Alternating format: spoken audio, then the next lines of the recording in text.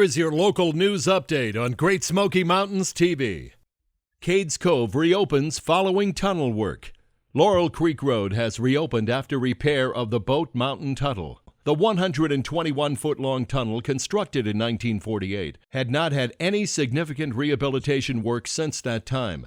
Cracks throughout the tunnel were sealed and repaired. Crews enclosed and heated the tunnel, allowing the temperature-sensitive repairs to be conducted during the winter months, when visitation is traditionally lower. Intermittent single-lane closures will be necessary between March 1st and June 15th to repave the tunnel area. Motorists should expect weekday delays during the paving operations. This work will not occur on weekends, federal holidays, or the week before and after Easter. Park announces paving project in the Deep Creek area. Great Smoky Mountains National Park officials announced that a $1.15 million pavement preservation project will begin on Monday, March 2nd in the Deep Creek area near Bryson City, North Carolina.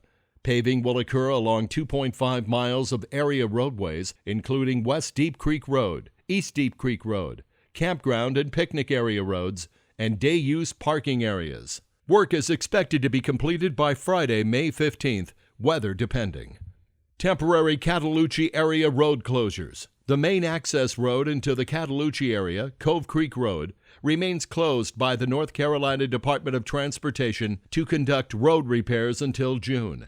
The county roadway is closed to stabilize a hillside just outside the park. The secondary access road into the area, Highway 284, will also be closed in the park throughout the duration of the construction project. Both roadways will be closed to all vehicles, cyclists, and horseback riders.